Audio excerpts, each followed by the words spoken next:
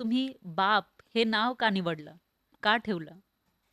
Basically बऱ्याच IT कंपन्यांची नावं असतात, एक्स-वाय-झेड टेक्नॉलॉजीज हां. किंवा मला असं वाटलं, की आपण ग्रामीण भागातच कंपनी चालवणार आहोत. हं. आपला उद्देश आहे, की शेतकऱ्यांच्या मुलांना आय-टीशी जोडायचं आहे आणि रुरल एरियाला अपलिफ्टमेंट करायचं आहे.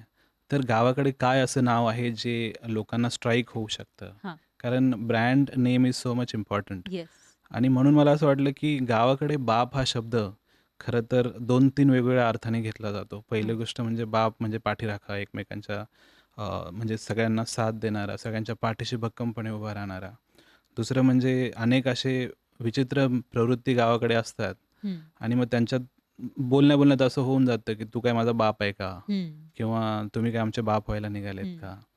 तर म्हटलं ह्या शब्दाला वेगळ्या प्रकारचा अर्थ आहे आणि गावाकडली लोकं म्हणजे थोडी रांगडी लोकं असतात. हां. म्हणजे मी त्या उद्देशानं होतं, की चला चांगला माणूस आपल्याकडे आला तर त्याला म्हणूया, की आम्ही तुझ्यासोबत आहोत. हं. बाप म्हणून, पाठीराखा म्हणून आहोत.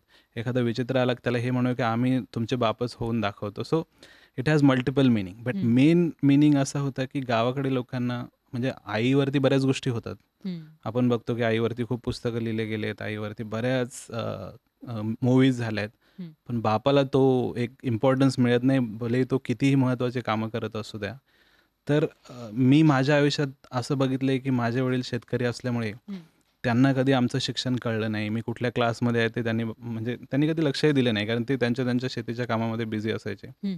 आणि मी बाहेर पडलो, मी शिकलो.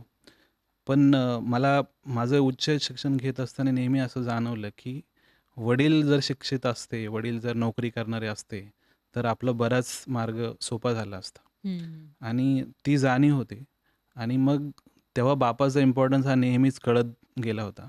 हं. आणि मग तेच मला असं वाटत होतं, की अनेक मी एकटाच नाही, अशा अनेक मुलं आहेत ग्रामीण भागामध्ये ज्यांचा बाप शेतामध्येच बिझी असतो, त्यांच्या करिअरकडे बघत नाही. शहरात आपण बघतो, की आई-वडील शाळेत सोडायला मुलाला येतात, हो. वेगवेगळे ट्युशन्स लावतात.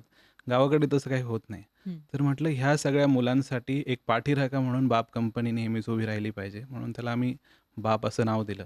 हं. नंतर आमच्या क्लायंटला सांगण्यासाठी त्याचा आम्ही फुल फॉर्म पण केला. अच्छा. पण तो असा ओढून-ताडून केलेला आहे. खरा अर्थ त्याचा बापच होता, हां, हां. की ती ग्रामीण भागात आयडिया स्ट्राईक झाली पाहिजे आणि मला असं वाटतं, की आज त्या नाव लोकं अभिमानाने घेतात. हं. म्हणजे पूर्वीला पहिल्यांदा माझे एम्प्लॉईज मला म्हणायचे, की "नाही, हे नाव बरेच लोकं त्याला नावं ठेवतील." असं. नाही म्हटलं, "करूया. हं. बघूया लोकं काय म्हणतायत." अच्छा. आणि ते आत्ता खरंच ते खूप त्यांना आवडतंय, की आपण ह्या कंपनीमध्ये काम करतोय.